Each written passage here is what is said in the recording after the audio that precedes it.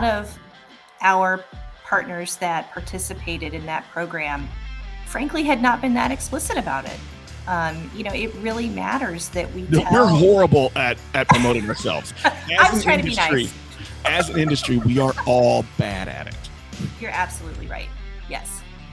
And so being explicit about what we bring to the table and about how we provide a very important public service, is really, really critical.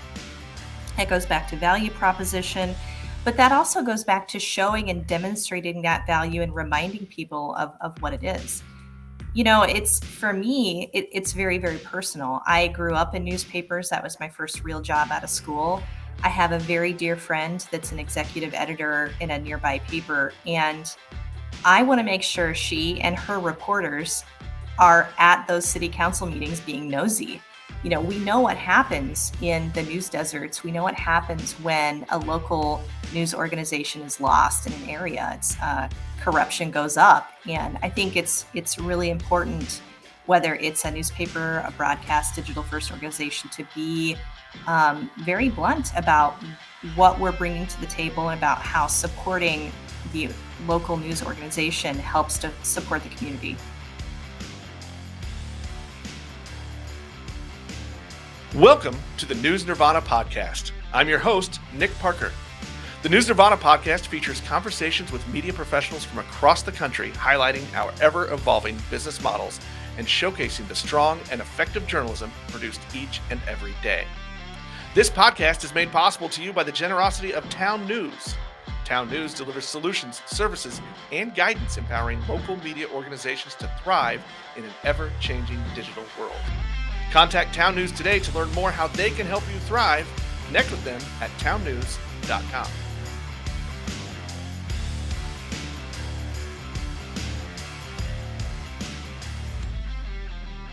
Hello and welcome back to the News Nirvana podcast. I'm your host, Nick Parker. With me today is Bridget Sibthorp-Moecker. Did I get it right? Perfect. Yes. She's the director of audience for TownNews.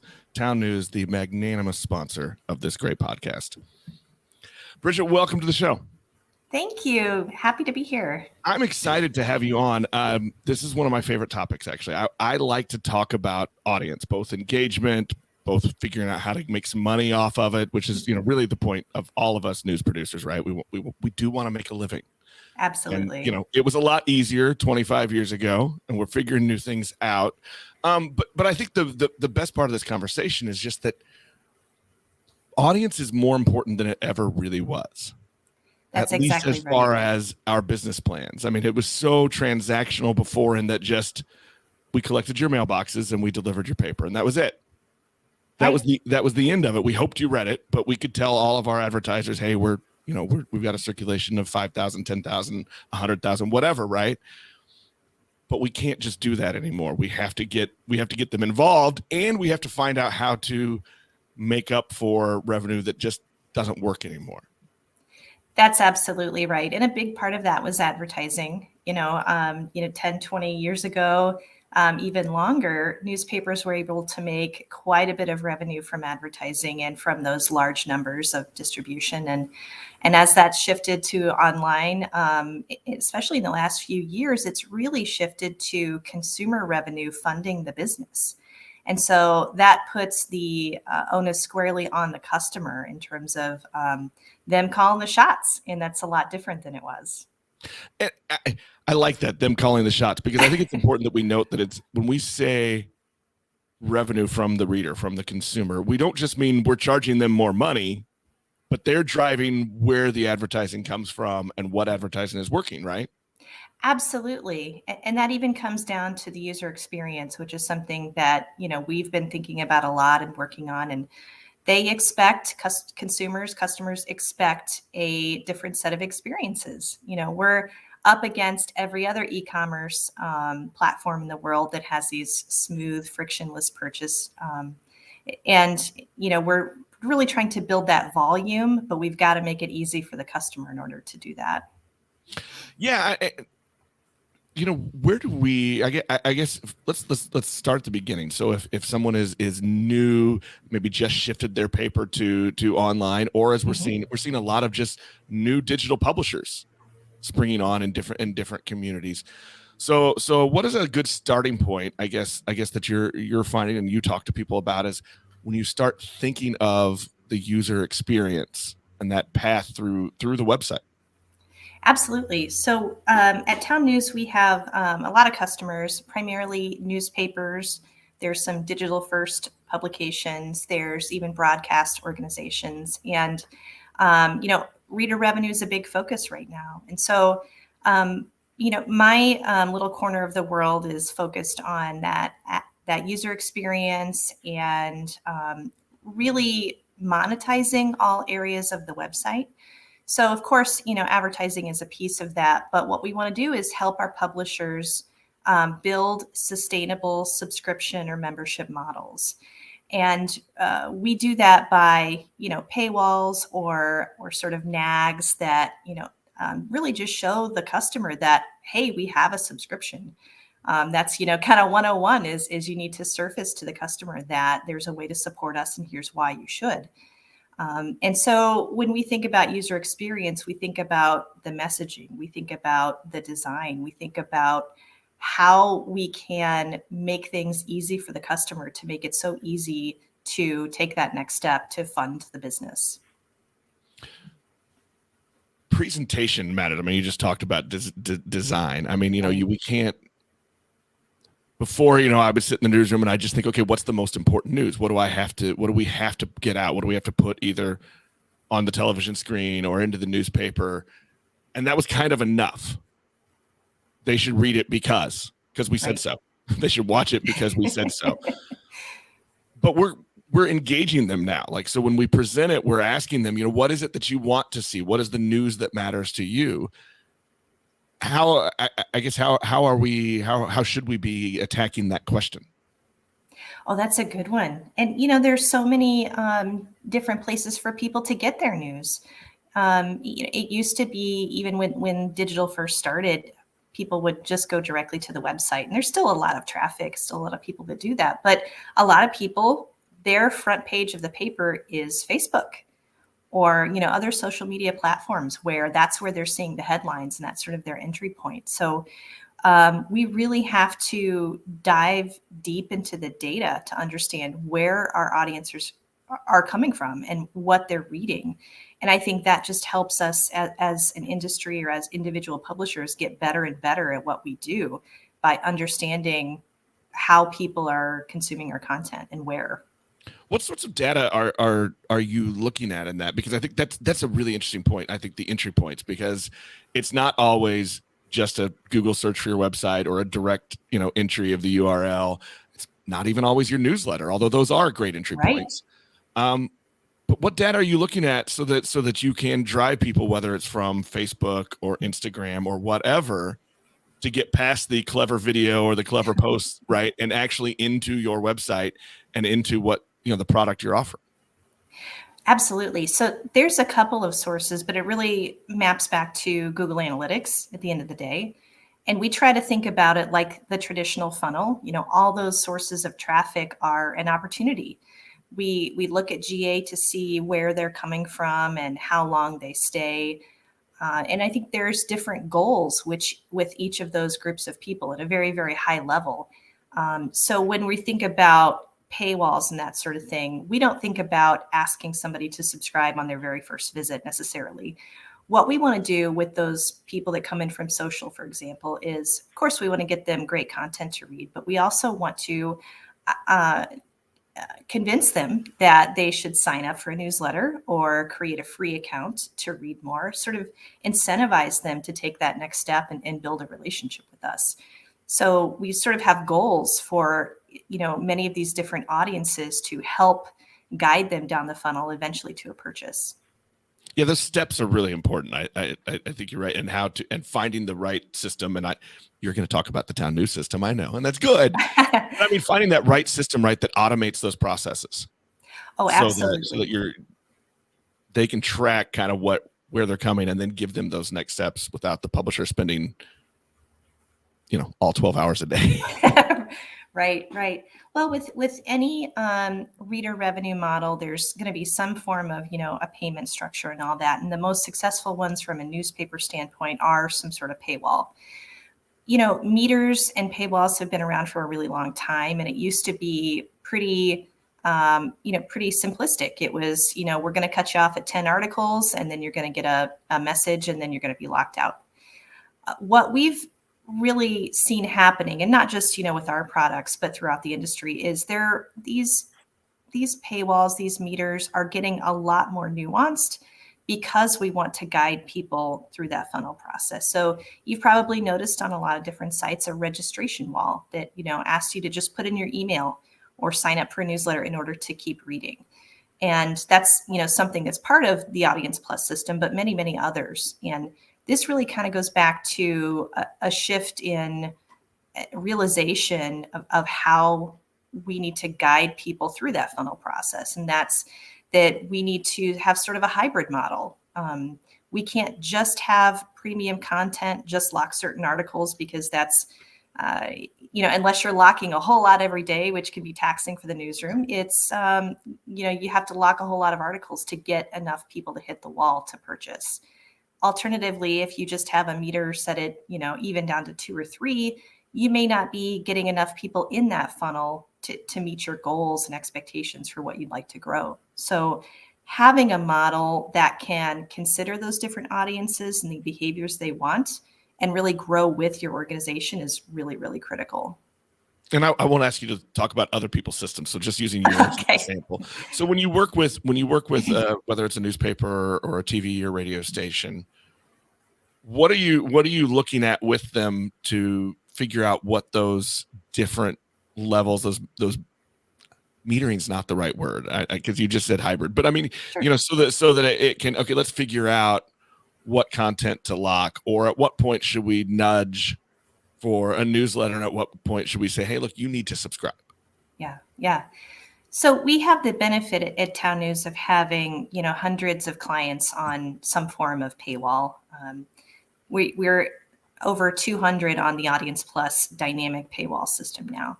So because we are able to see an aggregate of data performance, we can really understand deeply what particular things matter. What makes a paywall or a subscription model successful. So we have sort of a formula that we've looked around the industry, that whole idea of getting people to register first and then subscribe. We're able to really pick up a lot of what others are doing and test that and see in aggregate what makes that successful. And so we have, like many others, kind of a formula that identifies people at different stages, and then even, deeper in the categories of people who maybe have taken that step to register and are visiting more frequently and really kind of amping up their visits in a more recent way. That identifies that they have a propensity to subscribe. So we take that and many other signals to really isolate those people that are really prime subscribers and give our partners the ability to message them more directly, to really sort of personalize, even up to the offer that person sees in order to help nudge them to make that subscription. Well, I'm going to come back to newsletters in a second, because you mentioned that earlier. But what you just said about messaging, though, personalized messaging, are there different ways to reach out? Are there ways that work better than others? Is it just the pop-up? We've seen some people try texting services. Sure. I think all those are great. I think email is a big one, especially when we work on collecting that email address higher up in the funnel, whether it's through newsletters or a registration or some other means like a contest. Once you have that email, it's absolute gold. You'll see throughout the industry, and Boston Globe, for example, said that in their experience, newsletter subscribers were 6 to 10 times more likely to pay. So that's a really, really key group once you collect that email. I think that leads then to the newsletter question. So we're seeing more and more publications, and I'm going to use just broad publications, all of the news organizations using multiple newsletters. So my tiny little community newspaper that I run, we just have a weekly newsletter.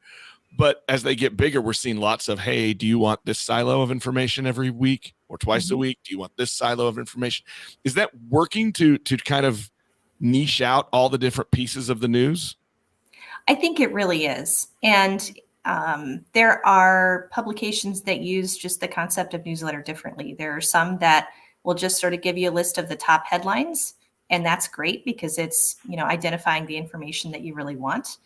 And then there's some that have more of a long form informational sort of the article inside of the newsletter, which I think is really user friendly. It's from a publisher standpoint, it's harder to track because there's maybe not as many entry points onto the site.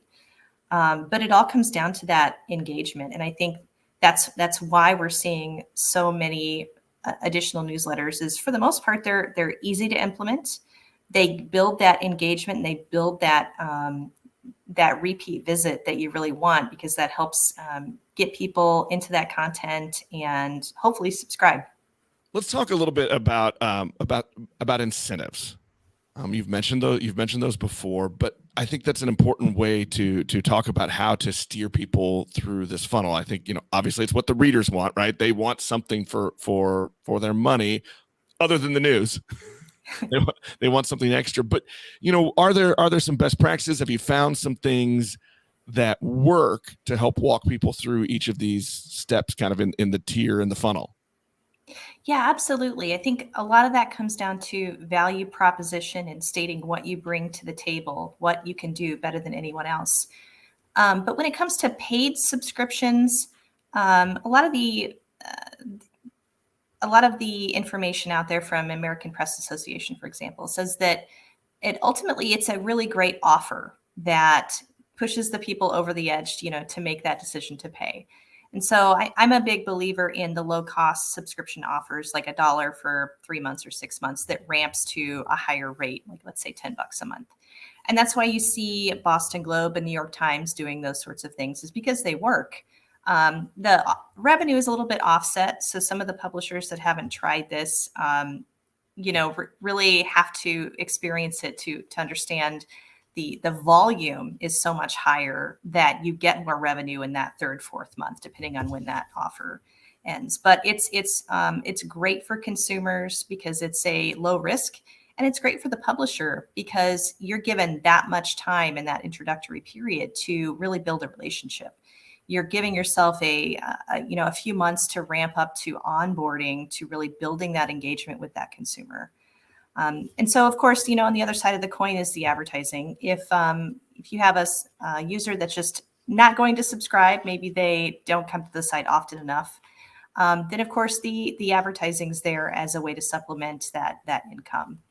But for every stage of that, it comes down to the messaging for that incentive is telling the user, if you have a registration wall, being kind of explicit about it. If you put in your email here, not only are we not going to sell your information, but we're also going to give you this article for free, or so many, for free in this period.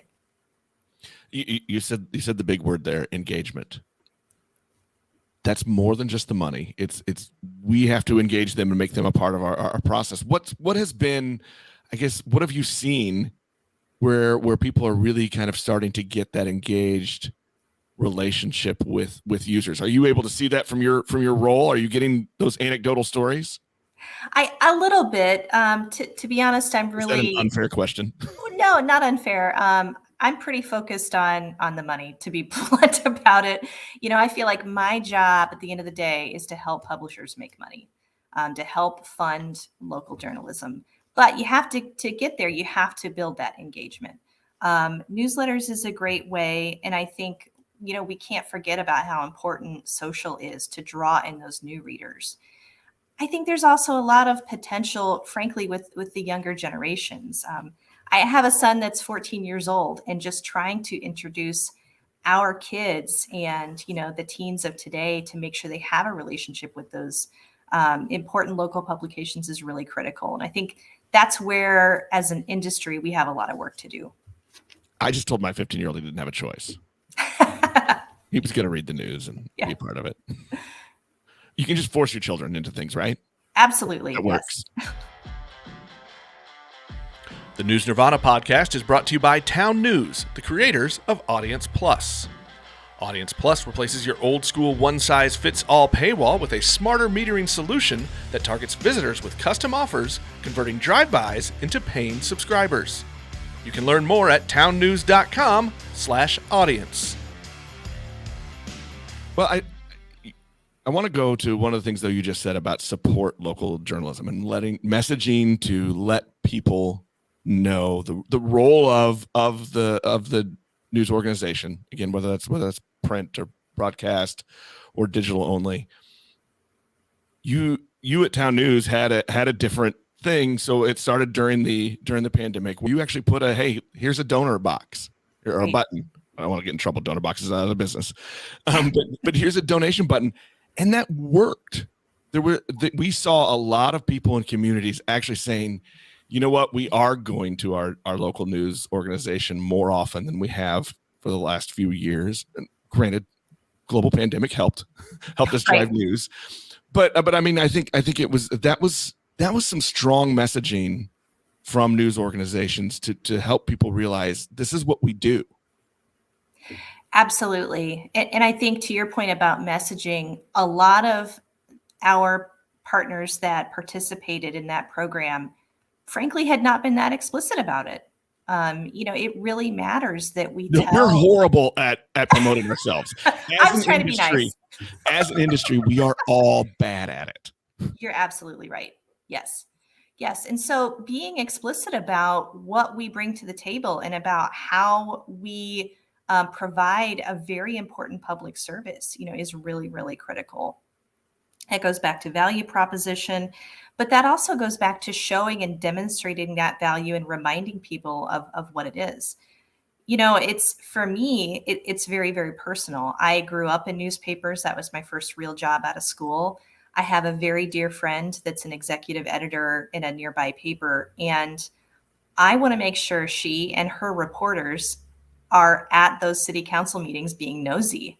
We know what happens in the news deserts. We know what happens when a local news organization is lost in an area. It's corruption goes up. And I think it's really important, whether it's a newspaper, a broadcast, digital first organization, to be very blunt about what we're bringing to the table and about how supporting the local news organization helps to support the community. How are you talking to publishers and news producers? Because I'm going to go back to, again, we're bad at it. I mean, even if you think about, you said you started at a newspaper, or newspapers win, state press association awards or whatever. They're horrible about promoting those, or great marketing plans and advertising campaigns to help their business partners in their communities. But when it comes to preaching their role in the community and the value of news, we don't have a great track record. So I guess what are some of the things that you're talking with news producers about and how to create that messaging campaign? Yeah, absolutely. I mean, from a highest level standpoint, we really try to gather a lot of good examples, because sometimes people just need to see it. People need an example of, what the goal looks like or what success looks like. But really, I think, in addition to the industry having trouble promoting ourselves, we also spend too much time looking inward and not enough time looking outward. I like that point. And that kind of goes back to the e-commerce stuff I was talking about earlier with the payment path and all of that. It's that we can't continue to just look at even the very best news organizations and how they operate. We have to look at what our customers and readers are looking at, the kind of experiences they're having elsewhere, because that's where we're going to get the real ideas that are different, out of the box, and that really speak more directly to our users. It all goes back to that engagement. Yep. Absolutely. Them. Can you call somebody out? What are some good examples that you've seen? Can you give some shout outs to some news orgs that are getting those messages out? Yeah, absolutely. I gotta say, we one of our most favorite partners, WIC Communications, they have several newspapers across the U.S., and they do a really good job of being not only explicit about what they bring to the table, but really updating their promotional language in a way that makes it fresh. Because one example I like to give is, if you have an ad, whether it's in the paper or on a website, and if you left the pictures and the text, the copy, all of the same, and ran the same ad for a year, nobody would look at it. It just becomes wallpaper if you don't change the creative. Right. And WIC is that group is specifically really good at making sure that's fresh and taking the time to have different offers and finding new ways to communicate the value that they bring. And so just in a very general way, I think they do a really, really good job. I think it's always good to recognize people that are doing well and seeing some success. Not only just to remind them, but to tell others there are paths out there working. Because I think, a lot of us we feel like we're just constantly searching. Absolutely. So I think it's good to point over and say, hey, there's one. I'm a big believer in R&D, which is rob and duplicate. Find the people that are doing it right, make it your own. Absolutely. Alessia, Riley, and Sean, just an incredible group of people. And it really helps us, again, having so many partners and being able to see the aggregate performance. It helps us to see what's different about this group. They might have the same technological setup. They might have the same tech stack, but what's different and why are they succeeding? It's things like that. That's what sets them apart.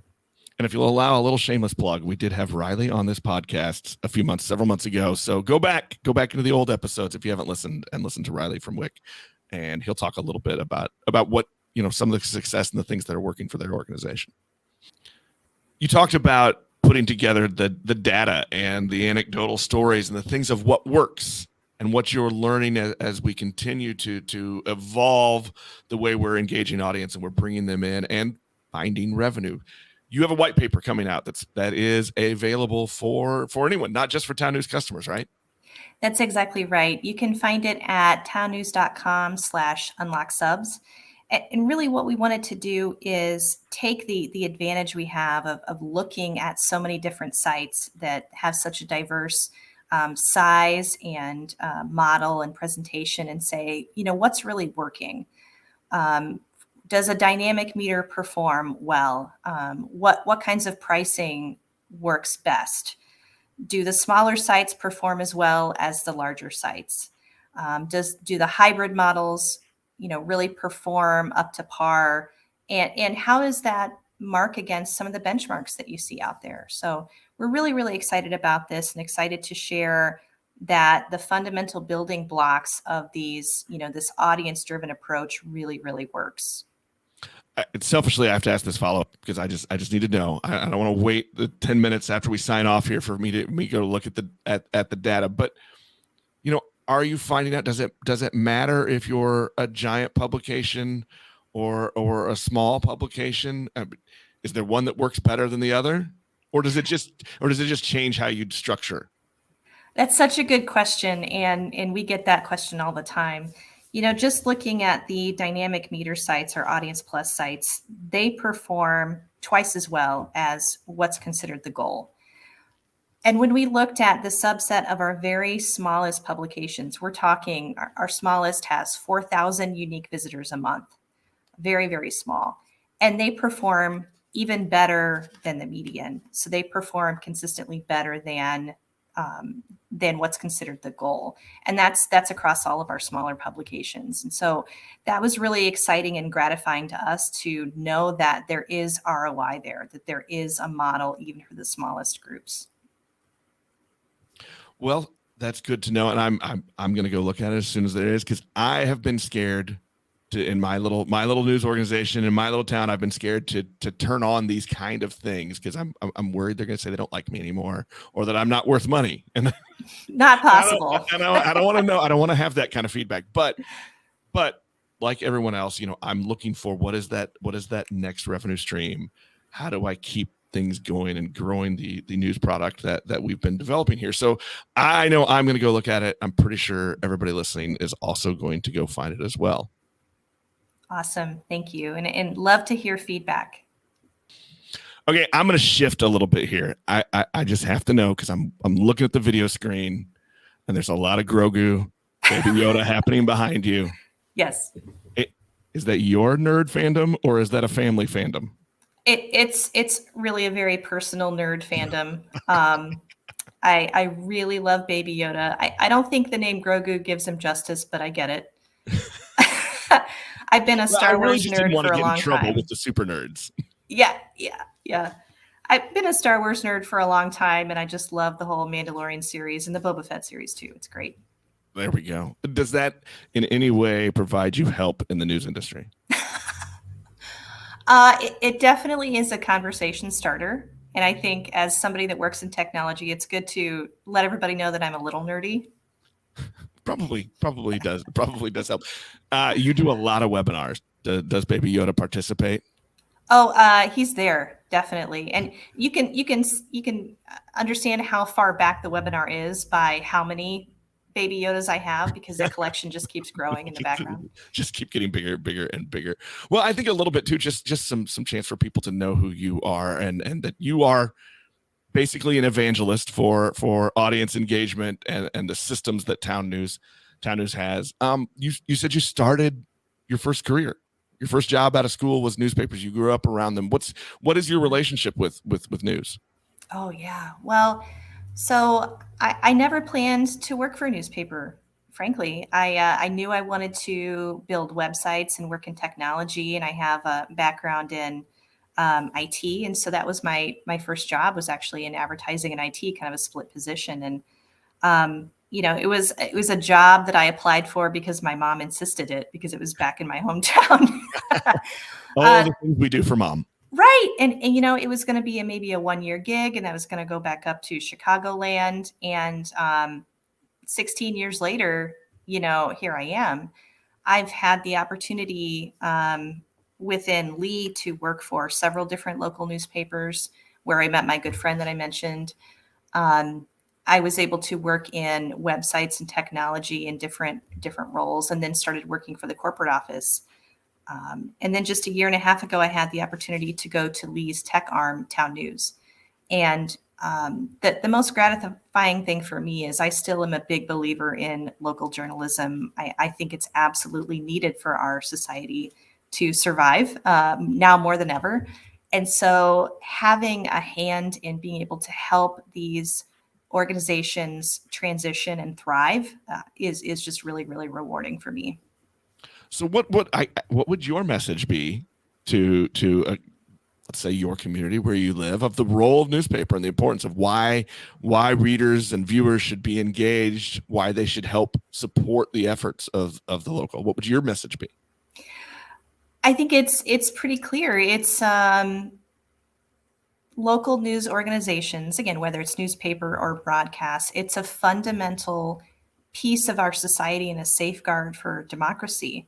We need somebody watching the government. We need somebody looking over, into the things that are happening in our town, in our state, in our county, especially local news. Those decisions that are made at the local level really affect us, sometimes even more than the national political news that gets big headlines. And so it's really that important, and we really need that partnership with those organizations in our community to really be the best that we can be.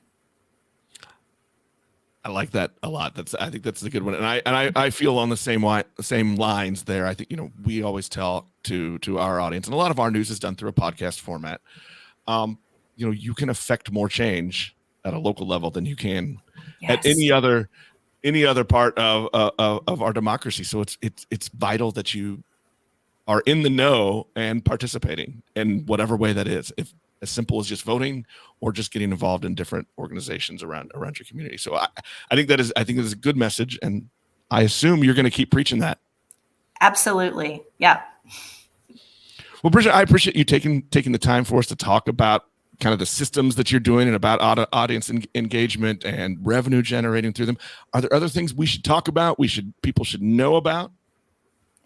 Well, I think just at the highest level, for publishers that haven't really taken the plunge and invested the time and energy into digital subscriptions. I just want them to know that it works. It's there is no silver bullet for now you're letting me down. Revenue. No, but we know that digital subscriptions work. They can work for local news, and it's working now. And it's a really good, sustainable source of recurring revenue.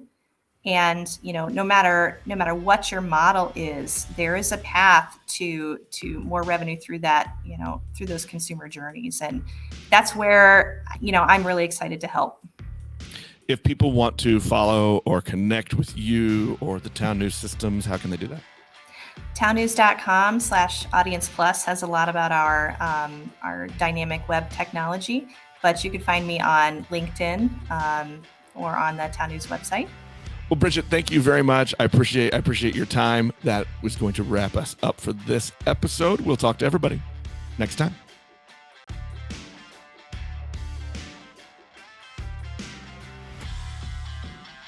The News Nirvana podcast is available on Apple Podcasts, Google Podcasts, Spotify, or most any of your favorite podcast apps. The News Nirvana podcast is made possible by the generosity of TownNews. Connect with TownNews at townnews.com. The News Nirvana podcast is produced by Fredcasts. Think, speak, act,